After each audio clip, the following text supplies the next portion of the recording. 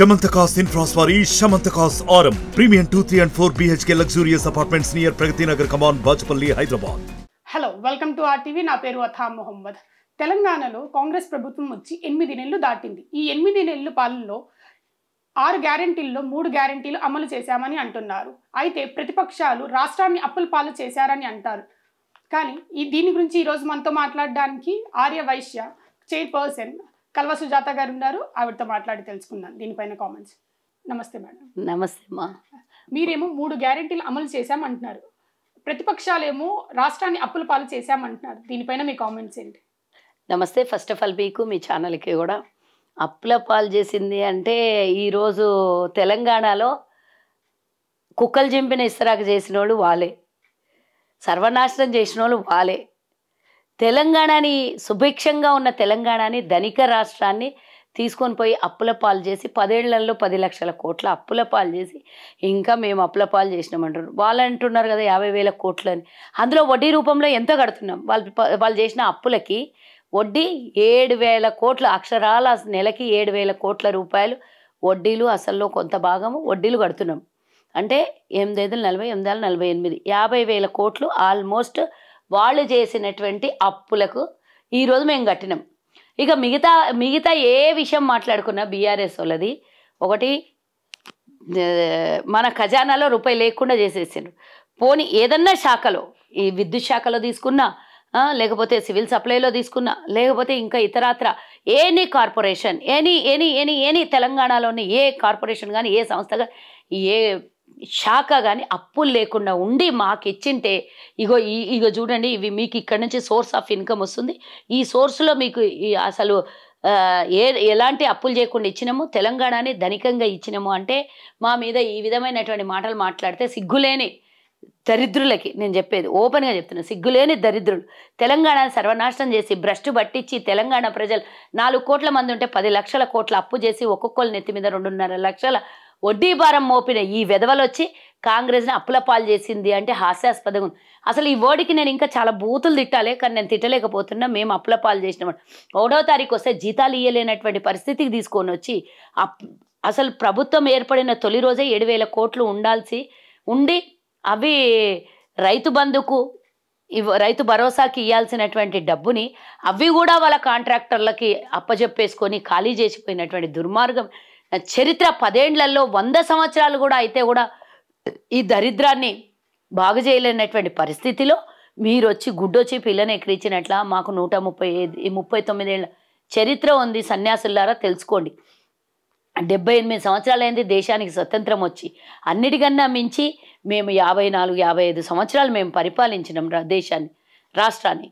ఇన్నేళ్ల పరిపాలనలో మీ చేతికి ఇచ్చినప్పుడు 72,000 కోట్లు ఆ రోజు భారతదేశ స్వతంత్రం వచ్చినప్పుడు మన దేశంలో గుండు సూది కాదు కదా, మనం తినే ధాన్యాలు కూడా, ధాన్యాగారం కూడా కనీసం ఇక్కడ పండించుకునే పరిస్థితికి ఏమాత్రం కూడా లేనటువంటి పరిస్థితిలో విదేశాల నుంచి దిగుమతి చేసుకున్నటువంటి పరిస్థితి నుంచి ఈరోజు అంతరిక్షంలోకి పోయేటటువంటి పరిస్థితికి తీసుకొని వచ్చింది కాంగ్రెస్ హయాంలో.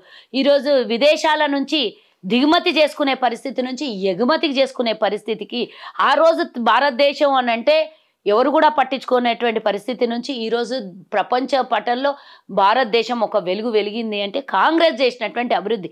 దేశంలో ఇన్ని రకాల సంస్థ నిర్మాణాలు, ప్రభుత్వ రంగ సంస్థల్ని తీసుకొని వస్తే తెలంగాణలో BHEL, IDPL ఇంకా ఇట్లాంటివి ఏ సంస్థలు ఉన్నా, IITలు, IIITలు ఇంకా ఎన్నో ఉన్నాయి, HMTలు, ఎన్నో సంస్థలు, భారతదేశ సంస్థలు.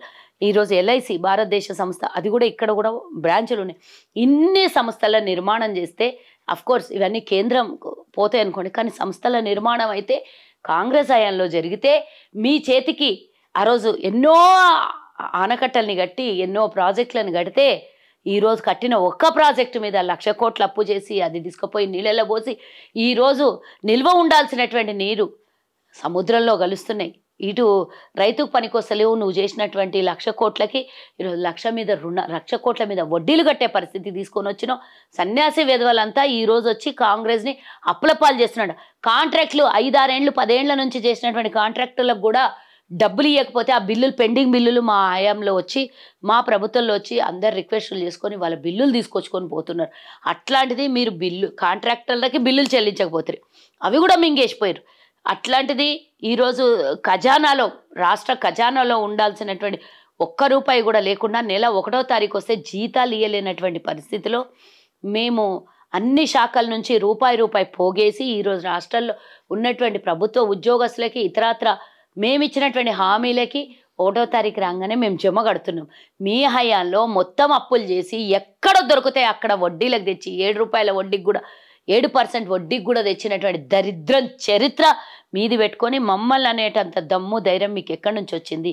అసలు నేను అడుగుతున్నా, ఈ దరిద్రం లేకపోయినంటే 17,000 కోట్ల రూపాయలు ఆ రోజు మిగులు బడ్జెట్, 72,000 కోట్ల రూపాయలు అప్పు, అంటే 16 మందేనో 14 మందో ముఖ్యమంత్రులు పరిపాలిస్తే రాష్ట్రానికి అంతమంది చేసిన అప్పు 72,000 కోట్లు.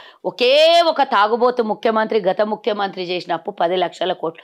పోనీ అభివృద్ధి ఏమన్నా జరిగిందంటే జరగలేదు. ధరణి పేరు మీద 100 ఎకరాలని, 1000 ఎకరాలని, లక్షల కోట్ల రూపాయలని దోపిడీ చేసినటువంటి మీరు, ఈరోజు అన్ని శాఖలలో అప్పులు చేసిన మీరు, ప్రతి ఒక్క హైదరాబాద్ షాపింగ్ మాల్ కానీ, ఏదైనా పెద్ద పెద్ద షాపింగ్ కన్స్ట్రక్షన్స్ కానీ ఏవి జరిగినా అందులో వాటా తీసుకున్న మీరు, రాష్ట్రంలో ఉన్న ప్రభుత్వ స్థలాల్ని అన్నిటినీ అమ్మేసి రకరకాలుగా తెలంగాణని ఫర్ సేల్ అని పెట్టేసినటువంటి పరిస్థితికి తీసుకొచ్చిన మీరు మాకు అప్పులు చేసిండ్రు అంటుర్రా? 8 నెలలు దాటిపోయిన 9వ నెలల మీరేం చేసిరో చెప్పాలి. గత 10 ఏళ్లలో ఈరోజు 31,000 కోట్ల రూపాయలు రుణమాఫీ చేసినాం. ఈరోజు మేము రైతులకి అండగా నిలబడి రైతు కూలీకి ఇస్తున్నాం, పండించిన పంటకు బీమా ఇస్తున్నాం, ఈరోజు రైతుకి రైతు బంధు ఇస్తున్నాం, రుణమాఫీ చేసినాం, గ్యాస్ ఇస్తున్నాం, 500కే 200 యూనిట్ల ఉచిత కరెంట్ ఇస్తున్నాం, 3,500 ఇళ్లను కట్టినాం, కడతామని చెప్పినాం, సంవత్సరాల లోపల కట్టేస్తాం, 35,000 ఉద్యోగాలు వేసినాం, 11,000 డిఎస్సి ఉద్యోగాల కోసం నోటిఫికేషన్ వేసి ఎగ్జామ్స్ కండక్ట్ చేసినాం, 3,500 ఇండ్లు ప్రతి నియోజకవర్గంలో కన్స్ట్రక్షన్ చేయడానికి అనుమతులు ఇచ్చినాం, 10 లక్షల రూపాయల ఆరోగ్యశ్రీని ఈరోజు అమలు పరుస్తున్నాం. ఇలా ఒకటా రెండా చెప్పనివి చేస్తున్నాం, చేయాల్సినవి చేస్తున్నాం, ప్రజల అవసరాలు తీరుస్తున్నాం, ప్రజలకు ఇచ్చిన హామీలు నెరవేరుస్తున్నాం. మీరు వచ్చి మా గురించి మాట్లాడితే అసహ్యంగా ఉంది. ఇట్లాంటి మాటలు మాట్లాడడం బంద్ చేస్తే బాగుంటుంది అంటున్నాను. 3వ విడత రుణమాఫీ చేశారని అంటున్నారు, కానీ ప్రతిపక్షాలు 2వ విడత రుణమాఫీలోనే రైతుల అకౌంట్లో డబ్బులు పడలేదు అంటున్నారు. దానిపై మీరేమో? ఈ దిక్కులేని సన్యాసులకు 10 ఏళ్ళు వీళ్ళ హయాంలో జరిగినటువంటి అప్పులు అవి రైతులకి. మా హయాం మేము వచ్చి 8 నెలలే అయింది, కానీ మేము ఇచ్చినటువంటి హామీ రైతు డిక్లరేషన్, వరంగల్లో రాహుల్ గాంధీ గారు ఇచ్చినటువంటి డిక్లరేషన్కి కట్టుబడి కాంగ్రెస్ ఈరోజు ఇచ్చిన హామీల్ని నెరవేరుస్తుంది. సోనియా గాంధీ మాట అంటే శిలాశాసనం, రాహుల్ గాంధీ మాట అంటే శిలాశాసనం. సోనియా గాంధీ ఇచ్చిన మాటకి 2009లో ఇచ్చినటువంటి మాట మీద కట్టుబడి తెలంగాణని ఇచ్చింది. రాహుల్ గాంధీ వరంగల్ డిక్లరేషన్లో రైతుకు రుణమాఫీ చేస్తామని హామీ ఇచ్చిండు. మొన్న 15 ఆగస్టు వరకు 2 లక్షల లోపల ఉన్నటువంటి రుణాలు అందరికీ క్లియర్ అయిపోయినాయి. ఏదైతే టెక్నికల్ ఇబ్బందులు ఉన్నాయో ఇంకా మీరు అంటారు 18,000 కోట్లైనా, 31,000 కోట్ల కేటాయింపు జరిగింది, 18,000 కోట్లే ఇస్తే మిగిలినవన్నీ ఎందుకు?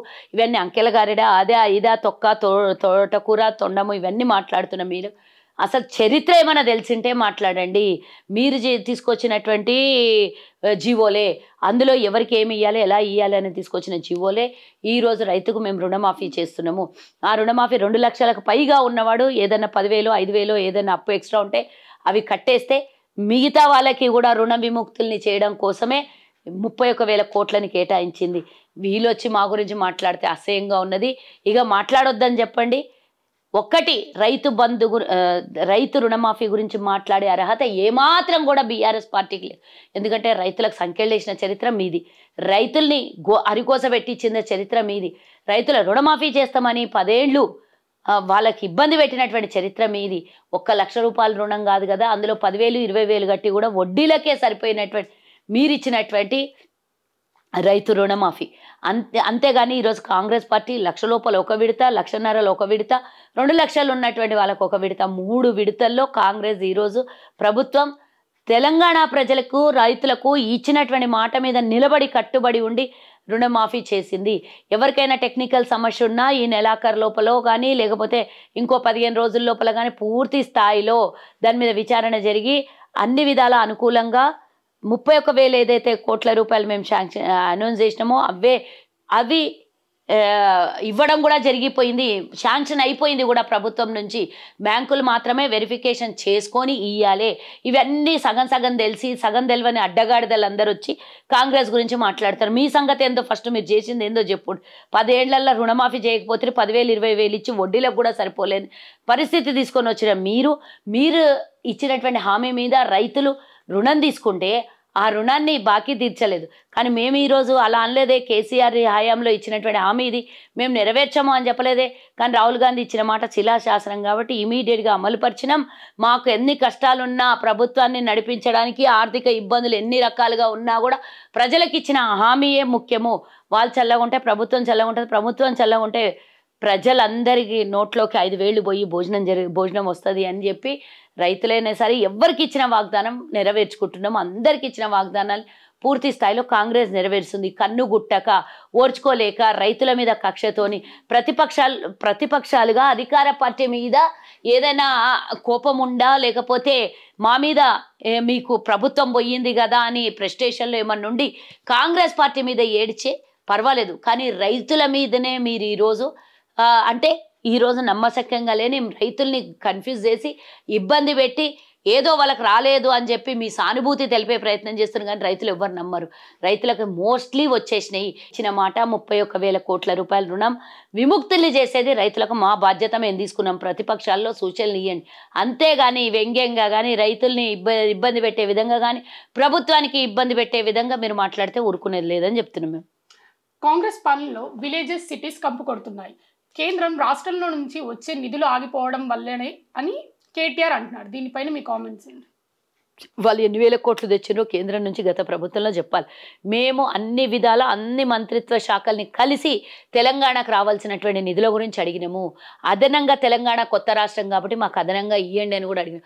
ఇవ్వకపోతే వాళ్ళని ఏం చేయలేం. కానీ కంపు కొడుతున్నాయి అంటే హైదరాబాద్ గత సంవత్సరంలో వచ్చినటువంటి వరదలు, అంతకుముందు సంవత్సరము గత 5 ఏళ్లుగా హైదరాబాద్లో వర్షాలు వచ్చినప్పుడు హైదరాబాదు మహానగరము నీళ్లలో మునిగిపోయినటువంటి చరిత్ర మర్చిపోయినట్టున్నాడు. వేలాది కాలనీలు నీట మునిగిపోతేనే కదా మీరే పోయినసారి జిహెచ్ఎంసీ ఎన్నికలప్పుడు 10,000 ఇస్తామని చెప్పి సగంలో ఆపేసినటువంటి దరిద్రం గలీజ్ చరిత్ర మీది కంపు కొడుతుందని చెప్తారా? సగం మందికి ఇచ్చి సగం మందికి ఆపేసిన చరిత్ర మీది. ఈరోజు వచ్చి కాంగ్రెస్ చేస్తున్నటువంటి మంచి పనులని మీరు దాన్ని రికగ్నైజ్ చేయకున్నా పర్వాలేదు, కానీ వ్యంగ్యంగా వ్యతిరేకంగా ప్రజల్ని కన్ఫ్యూజ్ చేసే పద్ధతిలో మీ వ్యవహారం ఉంటే పూర్తిగా తిప్పి బండకేసి బట్టలు ఉతికినట్లు ఉతికి కొడతారని చెప్తున్నాను. ఒక్క కొత్త ప్రాజెక్ట్ లేకుండా 8 నెలల్లో 50,000 కోట్లు అప్పు చేశారని ప్రతిపక్షాలు. నేను ఇందాకనే చెప్పానండి, దాని గురించి వివరణ ఇచ్చిన. ప్రభుత్వంలో నిధులు లేవు, ఎట్లా నడిపియాలి? ఫస్ట్ ఆఫ్ ఆల్ ఆ సన్యాసులను అడగండి అంటున్నా. మేము ఆ రోజు లాభాలతో ఉన్న రాష్ట్రాన్ని, లాభాలతో ఉన్న నగరాన్ని హైదరాబాద్ ధనిక రాష్ట్రంగా ఇచ్చినటువంటి మేము మరి ఎందుకు దీన్ని అప్లపాలు చేశారు? ఎందుకు వడ్డీలు కట్టాల్సి వస్తుంది? 50,000 కోట్ల రూపాయలు వడ్డీలు మేము ఎందుకు కట్టాల్సి వచ్చింది? నువ్వు చేసిన దరిద్రం గొడ్డు అప్పులకే కదా కట్టింది.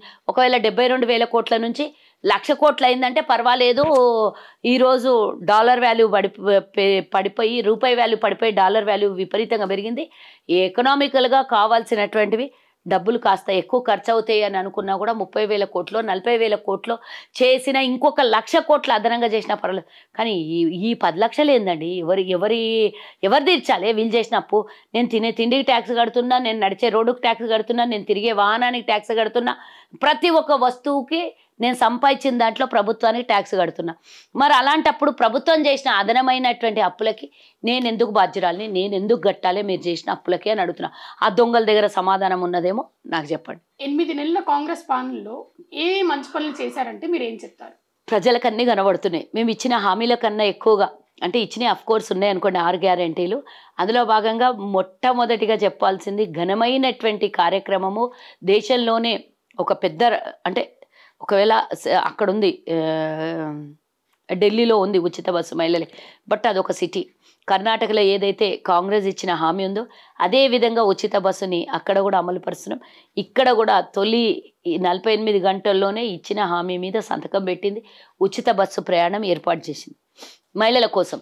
దాని మీద కూడా వ్యంగ్యంగా మాట్లాడినటువంటి కేటీఆర్, దానికి క్షమాపణ చెప్పుకునే దరిద్ర స్థితికి దిగిపోయినటువంటి కేటీఆర్ ఈరోజు 1,000 కోట్ల రూపాయలు ఆర్టీసీకి లాభాన్ని చేకూరుస్తుంది. నష్టాల్లో ఉన్న ఆర్టీసీ ఉద్యోగస్తులు, ప్రభుత్వ ఉద్యోగస్తులకి నష్టాల్లో ఉన్నటువంటి నుంచి లాభాల దిశగా పయనం చేసేటటువంటి అవకాశం ఇచ్చింది ఈరోజు ఉచిత పథకం, మహిళలకు ఇచ్చినటువంటి ఉచిత బస్సు ప్రయాణం, మేము రైతు రుణమాఫీ. గొప్పలేం చెప్పాల్సిన అవసరం లేదు, చరిత్రలోనే మిగిలిపోయేటటువంటి స్వర్ణాక్షరాలతో రాసుకొని చరిత్రలో రికార్డు స్థాయిలో ఉన్నటువంటి 31,000 కోట్ల రూపాయలు రుణాలు తీర్చడం అంటే it's not a joke.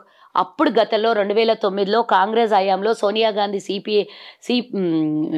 Congress party national Congress party అధ్యక్షురాలుగా ఉన్నప్పుడు ఒప్పుకోకపోయినా అన్ని రాష్ట్రాలకు ఇవ్వాల్సి వస్తుంది అన్నా కూడా మన్మోహన్ సింగ్ గారిని కన్విన్స్ చేసి భారతదేశం మొత్తం ఒకేసారి 72,000 కోట్ల రుణమాఫీ చేసింది. తెలంగాణ ఆనాడు ఉన్నటువంటి ఆంధ్రప్రదేశ్కి రుణ విముక్తుల్ని చేసింది కాంగ్రెస్. మళ్ళీ చరిత్ర రిపీట్ చేసి ఈరోజు దేశంలోనే ఎవ్వరూ చేయనటువంటి, ఏ రాష్ట్రాల్లో కూడా చేయనటువంటి 31,000 కోట్ల రూపాయలు ఈరోజు రైతులకి రుణమాఫీ చేసింది కదా. ఇట్లు విద్యార్థిని మహిళలకి ఉద్యోగస్తులకి అందరికీ కలిపి బస్సు ఉచితంగా ఇచ్చి వాళ్ళ దగ్గర మెరిట్ మార్క్స్ అయితే కొట్టేసినాం. ఈరోజు 31,000 కోట్ల రూపాయలు ఇస్తామన్న మాట మీద కట్టుబడి ఉండి మేము ఈరోజు రుణ విముక్తులు చేసినాం రైతులకి. దాని మీద కూడా హ్యాట్సప్ చెప్పాల్సినటువంటి బాధ్యత రైతులకు ఉన్నది. ఇలా చెప్పుకుంటూ పోతే చాలా ఉన్నాయి కదా మేము చేసినటువంటి. మహిళలకు వడ్డీ లేని రుణాలు, తక్కువ వడ్డీతో రుణాలు, వాళ్ళకి గతంలో కేసీఆర్ ప్రభుత్వం 10 ఏళ్ళు ఆదమర్చి వదిలేస్తే ఈరోజు మళ్ళీ మేమే వచ్చి డ్వాక్రా మహిళలకి, స్వయం ఉపాధి చేసుకుంటున్నటువంటి మహిళలకి అన్ని విధాల అంటే తక్కువ వడ్డీతో రుణాలు, వడ్డీ లేని రుణాలను కూడా ఇస్తున్నటువంటి ఈ ప్రభుత్వం మహిళా పక్షపాతి, అలాగే రైతు పక్షపాతి, ఈరోజు సామాన్య ప్రజల రైతు పక్షపాతిగా పేరు తెచ్చుకుంటోంది కదా. చూసారు కదండి, ఇది ఈరోజు ఎపిసోడ్. తిరిగి మళ్ళీ ఇంకో ఎపిసోడ్తో కలుసుకుందాం. చూస్తూనే ఉండండి RTV. Please subscribe RTV. మరిన్ని వీడియోస్ కోసం ఛానల్ ని సబ్స్క్రైబ్ చేయండి, లేటెస్ట్ అప్డేట్స్ కోసం వాట్సాప్ ఛానల్ ని ఫాలో చేయండి, అండ్ లింక్ డిస్క్రిప్షన్ లో ఉంది.